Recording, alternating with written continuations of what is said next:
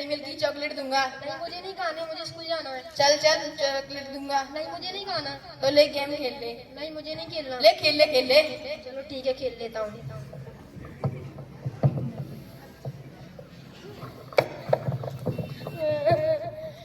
दीदी आज मुझे एक लड़के ने परेशान किया। क्या हुआ रामू?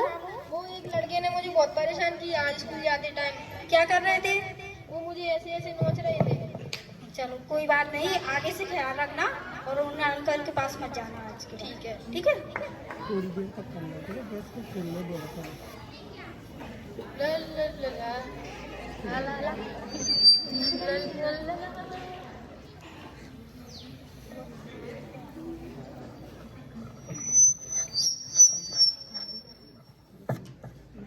और कल क्यों भाग गया तू? तुम मुझे परेशान कर रहे हो। ले गेम खेल ले। नहीं मैं नहीं खेलूंगा। खेल ले खेल ले ले। तुम मुझे परेशान करते हो। ले खेल ले।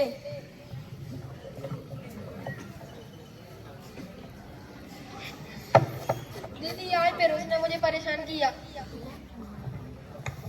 अभी भैया को आ जाने दो खेत से, तो फिर उनको ये सारी बातें बताएंगे उन अंकल के बारे में जो आपको परेशान करते हैं। ठीक है? क्योंकि चुप रहना, ये खामोशी, क्योंकि किसी बात को दबाना या मतलब कल किया आज किया उन्होंने तुमको परेशान, तो फिर आगे भी करेंगे। अगर हम इस बात की शिकायत भैया से नहीं कहेंगे तो फिर इसका सॉल्यूशन हम ढूंढ नहीं पाएंगे। तो भैया को आ जाने दो।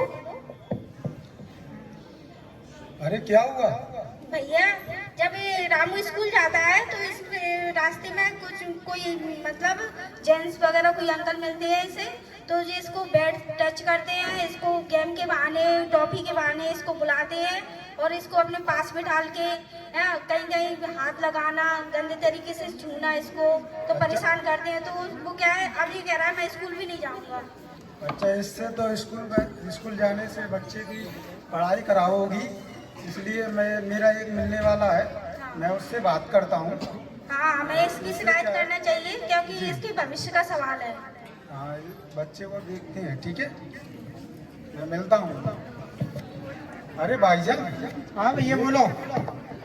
ये कह रहा था मैं, एक मेरा बच्चा है। हाँ भाई साहब। वो क्या है, स्कूल जाता है। हाँ, पढ़ने जाता है तो कुछ बदमाश अंकल उसको छेड़ता है। अच्छा। हाँ। इतना हो गया आपने बताया ही नहीं। अरे ये तो बताना चाहिए आपको ये बात। ये क्या है, समाज की उससे डरते हैं।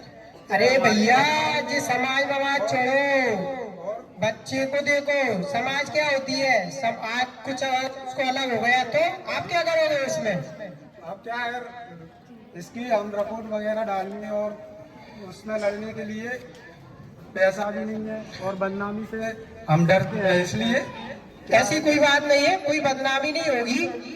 और मेरी नज़र में एक जिला विधिक सेवा कोड है जिसमें आपकी कोई भी फीस नहीं लगेगी, निःशुल्क वकील मिलेगा आपको। वहां से आपको बिल्कुल आपकी बात को गुप्त रखा जाएगा और आपकी बात लीक नहीं होगी, लीगल रूप में रखेंगे उसमें। ठीक है भैया, घबराओ मत। आपने अच्छा किया मुझे बता के। जब भी कोई समाज में ऐसा कोई काम हो ना तो उसको तुरंत बताना चाहिए, समाज में छुपाना नहीं चाहिए। अगर आपने छुपाया तो और अपराध बढ़ेंगे, अपराध पे अपराध बढ़ेंगे तो फिर सॉल्यूशन कैसे निकलेगा? अच्छा किया भाई साहब आपने बता के मुझे। चलो चलो चलो, मेरे नजर में है जिला विधिक सेवा कोर्ट का अधिकारी, आ जाओ। चलो चलो चलो।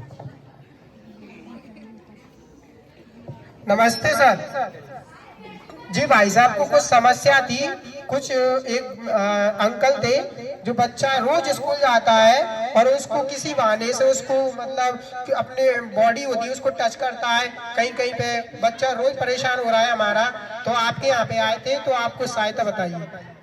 आइए, हम आपको हमारे ऑफिस में जिला विधि अधिकारी बैठते हैं, हम उनसे मार्गदर्शन लेते हैं। आइए जी।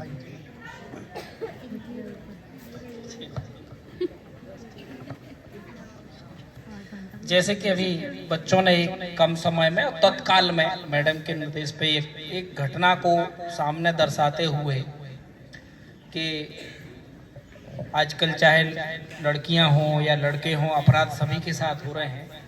और हमारे यहाँ का ऐसा कल्चर रहता है कि जब इस प्रकार की कोई घटना होती है तो उसको सहते रहते हैं और केवल इसलिए नहीं बताते कि समाज में बदनामी होगी या फिर जो है या पैसे का अभाव रहता है या शिक्षा का अभाव रहता है कि कौन पुलिस थाने जाए, फिर पुलिस वाले उसमें कहीं उल्टी सीधी पैसे की मांग करेंगे या फिर ये कोर्ट कचहरी जाना पड़ेगा।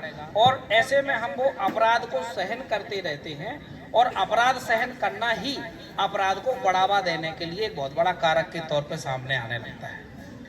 तो ये स्पेशल पॉक्सो एक्ट के संबंध में ये ड्रामा प्रस्तुत किया गया था। और अगर ऐसे किसी अपराध में कोई इन्वॉल्व होता है तो उसे जानकारी होना चाहिए 3 माह से लेके आजीवन कारावास तक की सजा का इसमें प्रावधान है। और अगर गंभीर अपराध हो जाता है तो मृत्यु दंड तक उसमें दिया जा सकता है। तो एक ये जो जिला विधिक सेवा प्राधिकरण यहाँ बताने का प्रयास किया गया, तो विधिक सेवा प्राधिकरण का जो मुख्य उद्देश्य है अपराधों को कम करने में व्यवस्था करना और न्यायालय में जो पेंडेंसी बढ़ी हुई है या न्यायालय में आने वाले मामले हैं उनके निराकरण के लिए एक वैकल्पिक रास्ता निकालना। ये विधिक सेवा प्राधिकरण के माध्यम से अगर कोई, जैसे हमने शुरू में बोला था कि चाहे मारपीट का मामला हो, संपत्ति का मामला हो, पारिवारिक मामला, अगर एक किसी प्रकार की समस्या उत्पन्न होती है तो विधिक सेवा प्राधिकरण आने से उसका वैकल्पिक समाधान कैसे होगा। जैसे अभी इन्होंने बताया कि वहाँ जिला विधिक सहायता अधिकारी बैठते हैं, उनसे भी ऊपर वहाँ जिला न्यायाधीश बैठते हैं।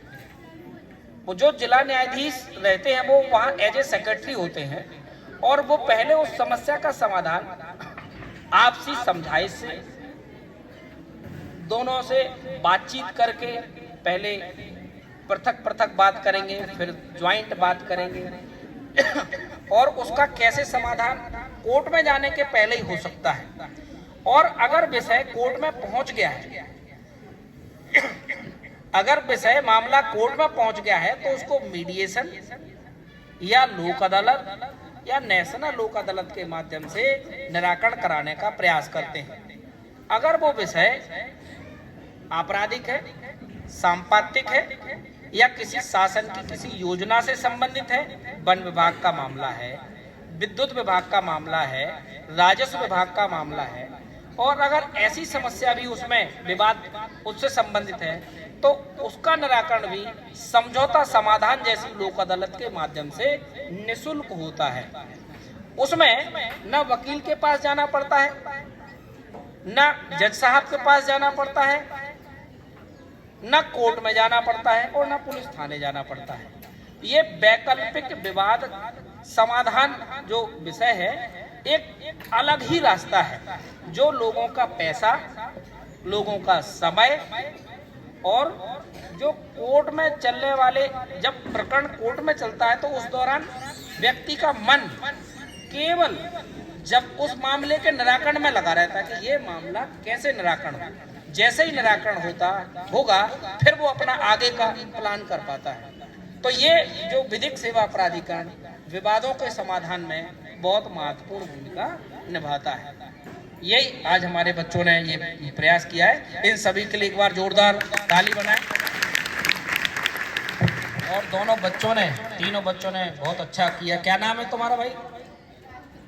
राजवेंद्र कुशवाहा। राजवेंद्र के लिए ताली बजाओ एक बार। तुम्हारा नाम? आदित्य भार्गव। आदित्य भार्गव जी के लिए ताली बजाओ।